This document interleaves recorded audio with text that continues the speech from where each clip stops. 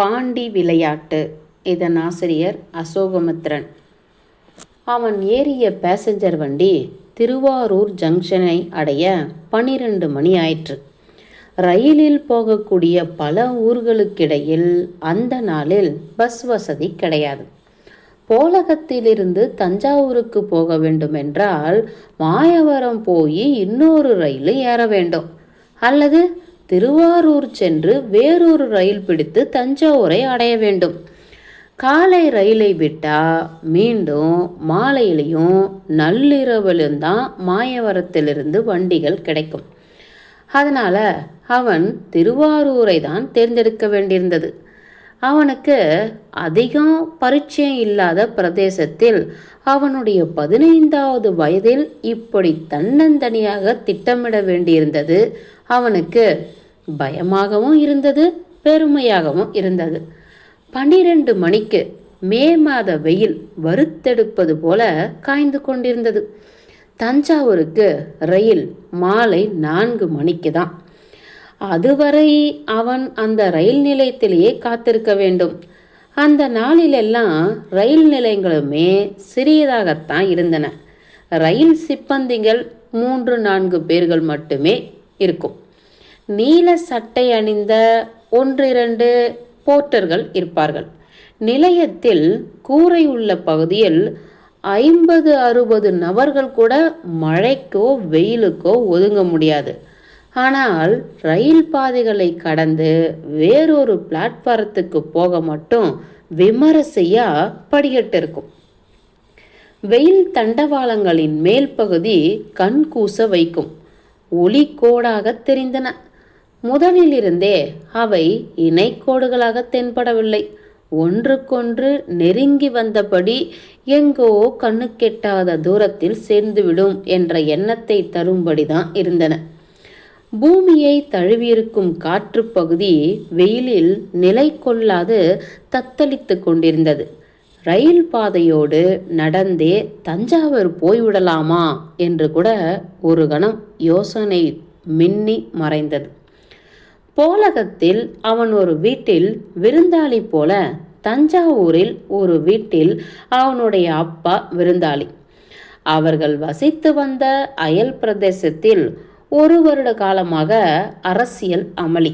யார் யாரோ குடும்பமாக அந்த இடத்தை விட்டு வெளியேறி எங்கெங்கோ சிதறியிருந்தார்கள். ஆனால் அவனும் அவனுடைய அப்பாவும் ஊர் விட்டு வந்ததற்கு காரணம் அவனுடைய சகோதரிக்கு வரன் தேடுவதற்கு தான். அவனுடைய அப்பா உத்தியோகம் புரிந்த அரசுக்கு திடீரென்று ஏதோ சந்தேகம் வந்து 3 நாட்களுக்குள் மீண்டும் நீ வேலைக்கு வந்து சேராவிட்டா நீ கடமையை விட்டு ஓடிப்போனவனாக கருதப்படுவாய் என்ற எச்சரிக்கை கடிதம் அப்பாவுக்கு வந்தது. அவன் தங்கியிருந்த முகவரிக்கு வந்த அந்த கடிதத்தை அன்று மாலையே தஞ்சையில் வரன் தேடிக்கொண்டிருந்த அவனுடைய அப்பாவிடம் கொடுத்து அவர் உடனே கிளம்பினால் கூட அவர்கள் ஊர் அடைய 4 நாட்களாகிவிடும். அவனுடைய அப்பா எந்த நெருக்கடியும் சமாளித்து விடுவார் என்பதில் அவனுக்கு சந்தேகமில்லை. இந்த உலகத்தில் ஒருவனுக்கு என்னென்ன நெருக்கடிகள் வரக்கூடும், அவற்றை அவன் சமாளிக்கக்கூடியவை எது, எவ்வளவு என்றெல்லாம் அந்த வயதில் தெளிவாக புரியவில்லை. ஆனால் அப்பா மட்டும் எல்லா நெருக்கடிகளையும் சமாளித்து விடுவார் என்று நம்பினான். அவரிடம் அவன் அக்கடிதத்தை கொண்டு போய் சேர்த்து விட்டால் போதும். அதற்கு இன்னும் பல மணி நேரம் தேவைப்பட்டது. திருவாரூர் பரமசிவன் நடனமாடிய இடம். உலகத்திலேயே மிகப்பெரிய குளமும் தேரும் உடைய இடம். மனுநீதி சோழனும் முத்துசுவாமி தீட்சரும் வாழ்ந்த இடம். இதை பார்ப்பதற்கு என்று அவனாக வரப்போவதில்லை, வருவதற்கு சாத்தியமும் இருக்காது. ஆனால் இப்பொழுது வர நேர்ந்து விட்டது. இருக்கும் 3 மணி நேரத்தை இந்த ரயில் நிலையத்திலே கழிக்க வேண்டுமா என்ன? தென்னிந்தியாவில் பல இடங்களைப் போலவே இங்கும் ஊருக்கும் ரயில் நிலையத்துக்கும் சம்பந்தமே கிடையாது.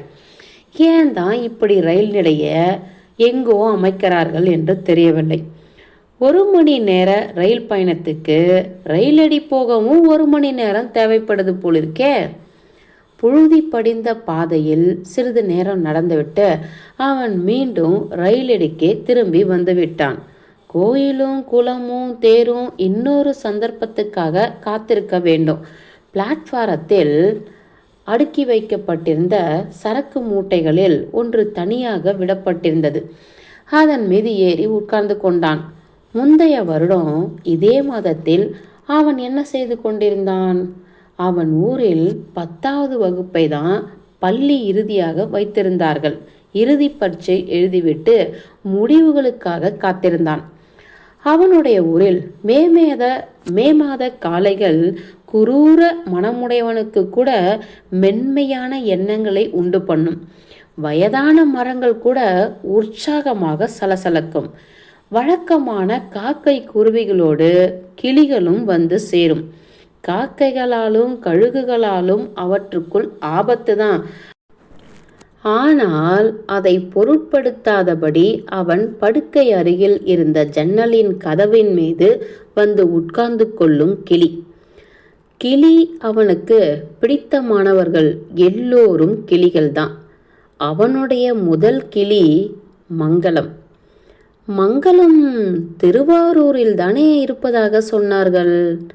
மங்களம் என்றவுடன் யாருக்கும் 30-40 வயது உள்ள மாதுதான் மனதில் தோன்றும். ஆனால் இந்த மங்களத்துக்கு 12-13 வயதுதான் முடிந்திருக்கும். அவனுடைய அப்பாவும் அவளுடைய அப்பாவும் அநேகமாக ஒரே சமயத்தில் ஊரை விட்டு வடக்கே பிழைப்பை தேடி போயிருந்தார்கள். சேவக பிழைப்பு தான், மாதம் 15 ரூபாவாவது உறுதியாக கிடைக்கும் என்று தெரிந்த பிறகு மீண்டும் சொந்த ஊருக்கு சென்று அவரவர் மனைவி தந்தை தாயாரை அழைத்து போயிருக்கிறார்கள். மங்களத்தின் அப்பாவுக்கு வரிசையாக 3 பெண்கள். திடீரென்று ஒரு நாள் அல்பாயுசில் செத்து போய்விட்டாரு. மங்களத்தின் அம்மாவையும் 3 பெண்களையும் உறவினர்கள் அழைத்து போய் திருவாரூரில் எங்கோ வைத்திருப்பதாக சொன்னார்கள். அவனுக்கு இதெல்லாம் கூட அவ்வளவு தெளிவாக தெரியாது. அவளுடைய அப்பா செத்து கிடக்க பாவாடை சட்டை போட்ட ஒரு பெண் தன்னுடைய தங்கையை சமாதானப்படுத்தி சாதம் ஊட்டிய காட்சி தான் அவனுக்கு நினைவில் இருந்தது. மங்களத்தின் தங்கைகளின் பெயர்கள் கூட அவனுக்கு சரியா நினைவில்லை. அவனுக்கு திடீரென்று மங்களத்தை பார்க்க வேண்டும் என்று தோன்றியது. அவனும் மங்களமும் சேர்ந்து விளையாடியவர்கள்தான். அவள் நன்றாக பாண்டி விளையாடுவாள்.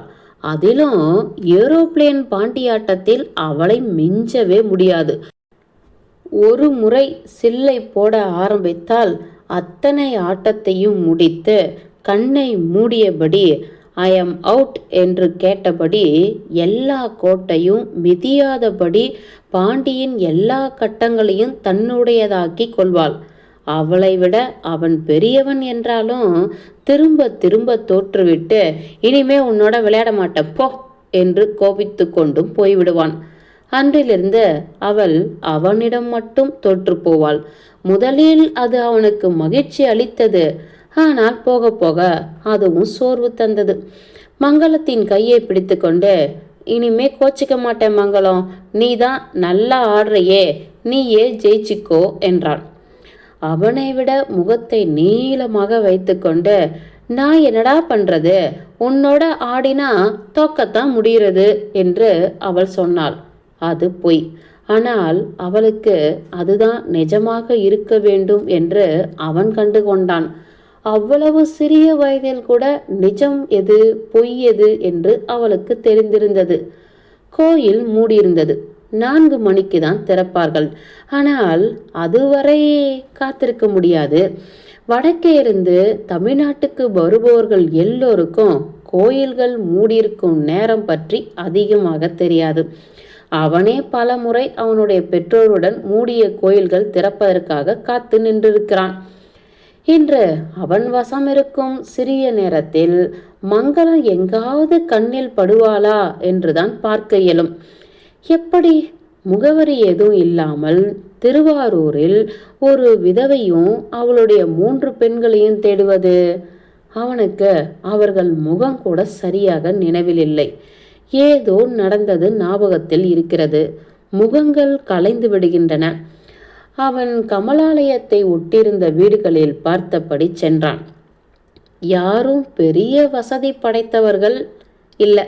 ஆனால் ஆதரவற்ற தன்மையை காட்டும் முகமாக ஏதும் தென்படவில்லை. மங்களம் இப்படி கூட இருக்க முடியாது. இன்னும் பரம தரித்திரத்தில் துன்பத்தில் தான் இருக்க வேண்டும். மங்களத்தின் அப்பா செத்து போன போது வீட்டில் இருந்த சின்ன பாத்திர பண்டங்கள் தவிர வேறு விலைமதிப்புடையவை என்று ஏதும் கிடையாது. மங்களத்தின் அம்மாவின் கழுத்தில் கூட ஒழுங்கா ஒரு சங்கிலி கூட கிடையாது. அப்படிப்பட்டவர்கள் திருவாரூரில் போன்ற ஊரில் குடியேறினால் எப்படிப்பட்ட வாழ்க்கையை நடத்த முடியும்? கிழிந்த உடை, பரட்ட தலை, கண்களில் எப்பொழுதும் பயமும் அற்ப எதிர்பார்ப்பும், கன்னங்கள் குழி விழுந்திருக்கும். மங்களம் படிப்பை நிறுத்திவிட்டு யார் வீட்டிலையாவது வேலை செய்து கொண்டிருக்கக்கூடும். செய்த குற்றம் செய்யாத குற்றம் எல்லாவற்றுக்கும் அடி உதை வசவு பெற்று கொண்டிருக்க வேண்டும். அவன் அங்கிருந்த சந்து பொந்துகளை அவசரத்தோடு சுற்றி சுற்றி வந்தான். என்ன நம்பிக்கையில் எந்த தகவலின் பேரில் இப்படி தேடுகிறான் என்றே தெரியவில்லை. கண்ணில் பட்ட எல்லா பெண்களும் மங்களம் மாதிரியே இருந்தார்கள். அவனுடைய கற்பனை மங்களம் போல அந்த சிற்றூரில் நிறைய பெண்கள் இருந்தார்கள். அவனுடைய முழங்கால் வரை புழுதி படிந்திருந்தது. இப்பொழுது அவனே ஒரு பிச்சைக்கார பையன் மாதிரி தான் இருந்தான். காலையில் சாப்பிட்ட பழைய சோறு எப்போதோ கரைந்து போய்விட்டிருந்தது. தஞ்சாவூருக்கு ரயில் டிக்கெட் வாங்க மட்டும் கொஞ்சம் சில்லறை இருந்தது. அவனுக்கு தஞ்சாவூருக்கு ஒரே டிக்கெட்டாக வாங்கியிருக்கலாம் என்று தெரியாமல் போய்விட்டது. அந்த தெருவில் 4-5 சிறுமியர்கள் பாண்டி விளையாடி கொண்டிருந்தார்கள். இது அவன் அறிந்த ஏரோப்ளேன் சிட்டி விளையாட்டில்லை. எல்லோரையும் விட வயதில் பெரியவளாயிருந்தவ அவளை தட்டி கேட்க யாருமில்லை என்ற உணர்வில் எல்லோரையும் மிரட்டி விரட்டி கொண்டிருந்தார். இவளுக்கும் மங்களத்திற்கும் தான் எவ்வளவு பெரிய வித்தியாசம். இங்க மங்களம்னு ஒரு பொண்ணு இருக்காளா? அந்த பெரிய பெண்ணு ஒரு கட்டத்திலிருந்து இன்னொரு ஒற்றை காலில் தத்தி சென்றபடியே என்ன கேட்குற என்றார். மங்களம்னு ஒரு பொண்ணு. அவன் ஏதோ அபத்தமான செயலொன்றை செய்துவிட்டது போல அவள் கலுக்கென்று சிரித்தாள்.